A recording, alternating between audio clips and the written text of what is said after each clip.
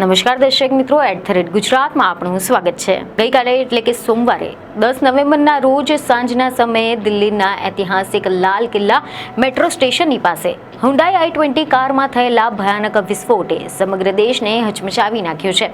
કારણ કે આ ભયાનક ઘટનામાં 8 નિર્દોષ લોકોના દુઃખદ નિધન થયા હોવાના અહેવાલો સામે આવ્યા છે। આ સિવાય 20થી વધુ લોકો ઘાયલ થયા હતા। શેરીઓમાં ધુમાડા છવાયેલા હતા। આ ઘટના માત્ર એક અકસ્માત ન હતી, પરંતુ કડક સુરક્ષાની ચેતવણી પણ છે। જો કે આ ઘટના બાદ આગમચેતીના ભાગરૂપે ગુજરાત સજ્જ બન્યું છે। રાજ્યના દરેક ખૂણામાં હાઈ એલર્ટ જારી કરી દેવામાં આવ્યું છે, કારણ કે ખતરો ઓછો થવાના કોઈ સંકેત દેખાતા હોય કે ન દેખાતા હોય, પરંતુ હાલ તો ગુજરાત જે તેના સાંસ્કૃતિક વારસા, ઝડપી વિકાસ અને શાંતિપ્રિય લોકો માટે જાણીતું છે, તે હવે એક અજાણ્યા ભયના છાયા હેઠળ છે। અમદાવાદની વ્યસ્ત શેરીઓ, ગાંધીનગરની શાંત સરકારી કચેરીઓ, સુરતના રત્નોથી ભરેલા બજારો, રાજકોટની ગતિશીલ ગલીઓ, દરેક જગ્યાએ કડક પોલીસ બંદોબસ્ત ગોઠવી દેવામાં આવ્યો છે। એવા સમાચાર છે કે દિલ્હીમાં કારમાં વિસ્ફોટ બાદ ગુજરાતભરમાં હાઈ એલર્ટ આપવામાં આવ્યું છે, જેમાં અમદાવાદ, ગાંધીનગર, સુરત શહેરમાં હાઈ એલર્ટ અપાયું છે। આ સિવાય રાજકોટ, વડોદરા સહિતના અન્ય શહેરોમાં પણ પોલીસ એક્શનમાં આવી ગઈ છે। Bus station, airport, railway station પર પોલીસનું ચેકિંગ ચાલી રહ્યું છે। આની સાથે જ શક્તિપીઠ અંબાજી મંદિરની સુરક્ષામાં પણ વધારો કરવામાં આવ્યો છે, તેમજ પ્રથમ જ્યોતિર્લિંગ સોમનાથની પણ સુરક્ષા વધારી દેવામાં આવી છે। ગુજરાતમાં હાઈ એલર્ટ જાહેર કરવામાં આવ્યું છે। અમદાવાદ, ગાંધીનગર, સુરત, રાજકોટ અને વડોદરા જેવા મુખ્ય શહેરોમાં પોલીસ સંપૂર્ણપણે સક્રિય બની છે। બસ સ્ટેશન હોય, એરપોર્ટ હોય કે રેલવે સ્ટેશન હોય, બધા જ સંવેદનશીલ સ્થળોએ કડક પોલીસ દેખરેખ રાખવામાં આવી રહી છે। ધાર્મિક સ્થળોએ પણ સુરક્ષા વધારી દેવામાં આવી છે। શક્તિપીઠ અંબાજી મંદિર ખાતે વધારાના સુરક્ષા દળો તૈનાત કરી દેવામાં આવ્યા છે। પ્રથમ જ્યોતિર્લિંગ સોમનાથ ખાતે સુરક્ષા કડક બનાવી દેવામાં આવી છે। ગુજરાતના તમામ શહેરોમાં પોલીસ પેટ્રોલિંગ વધારી દેવાયું છે, જેમાં શંકાસ્પદ પ્રવૃત્તિઓ પર કડક નજર રાખવામાં આવી રહી છે। આ સિવાય જનતાને અપીલ કરવામાં આવી રહી છે કે અફવાઓથી દૂર રહો, શાંતિ જાળવો અને કોઈ પણ શંકાસ્પદ વસ્તુની તાત્કાલિક પોલીસને જાણ કરો।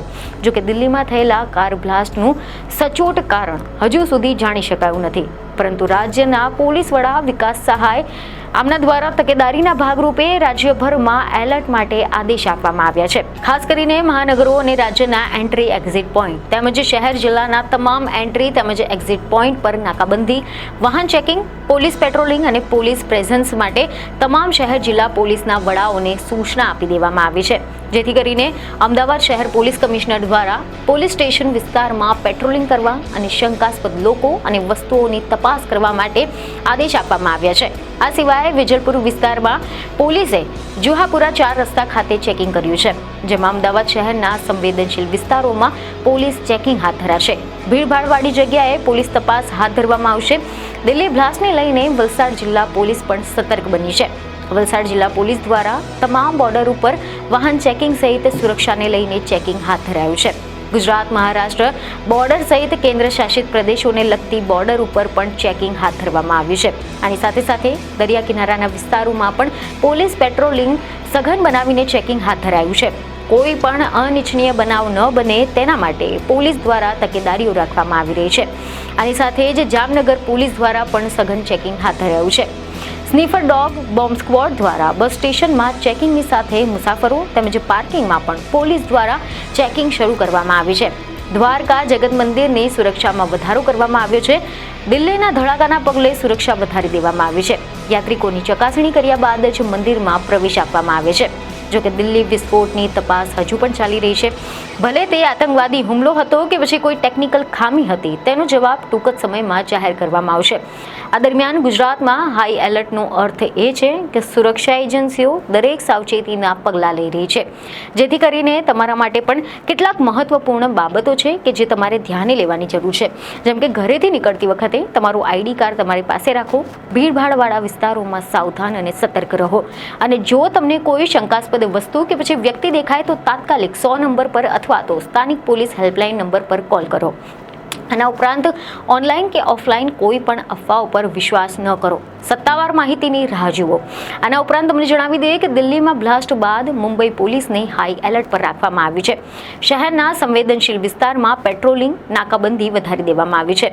રેલવે સ્ટેશનો, મોલ, ધાર્મિક સ્થળો અને જાહેર સ્થળોએ પોલીસ દળો તહેનાત કરી દેવામાં આવ્યા છે. કોઈ પણ અનિચ્છનીય ઘટના ન બને તેના માટે સાવચેતીના પગલાં લેવામાં આવી રહ્યા છે. આ દરમિયાન ઉત્તર પ્રદેશમાં હાઈ એલર્ટ જાહેર કરવામાં આવ્યું છે, જેમાં મુખ્યમંત્રી યોગી આદિત્યનાથે કડક સૂચનાઓ આપી છે. ઉત્તર પ્રદેશમાં મુખ્ય સ્થળો, ધાર્મિક સ્થળો, બજારો અને ભીડભાડવાળા વિસ્તારોમાં કડક દેખરેખ રાખવામાં આવી રહી છે. આ સિવાય મુખ્યમંત્રીએ પોલીસને ડ્રોન અને સર્વેલન્સ જેવી ટેકનોલોજી પર પણ નજર રાખવાના નિર્દેશ આપ્યા છે. ઉત્તર પ્રદેશ અને દિલ્હી વચ્ચેની સરહદ પર નાકાબંધી લાદવામાં આવી રહી છે. નોઈડા અને ગાઝિયાબાદમાં પોલીસને સતર્ક રહેવા માટે કહેવામાં આવ્યું છે. સમાચાર એવા છે કે નોઈડાના ભીડભાડવાળા વિસ્તારોમાં પોલીસે ચેકિંગ હાથ ધર્યું છે. શહેરના સૌથી પોશ વિસ્તારોમાંના એક સેક્ટર 18માં પણ ચેકિંગ ચાલી રહ્યું છે. શંકાસ્પદ વાહનો અને લોકોની પૂછપરછ કરવામાં આવી રહી છે. મેટ્રો સ્ટેશન અને આસપાસના વિસ્તારોમાં પણ પોલીસ પેટ્રોલિંગ વધારી દેવામાં આવ્યું છે. સીસીટીવી સર્વેલન્સ સતત હાથ ધરવામાં આવી રહ્યું છે. દિલ્હીને અડીને આવેલા ગુરુગ્રામમાં પણ હાઈ એલર્ટ જાહેર કરવામાં આવ્યું છે, તો બીજી તરફ કોલકાતામાં પણ હાઈ એલર્ટ જાહેર કરાયું છે. પોલીસે તમામ યુનિટને એલર્ટ કર્યા છે. શહેરમાં ચેકપોઇન્ટ પર ચેકિંગ શરૂ કરવામાં આવ્યું છે. ઉત્તરાખંડ પોલીસે હાઈ એલર્ટ જાહેર કર્યું છે. મોલ, ભીડભાડવાળી બજારો, બસ ટર્મિનલ અને રેલવે સ્ટેશન પર સુરક્ષા વધારી દેવામાં આવી છે. ઉત્તર પ્રદેશ અને નેપાળ સરહદો પર પણ સુરક્ષા વધારી દેવામાં આવી છે. બીજને ખબરો સાથે ફરી મળીશું. ધન્યવાદ.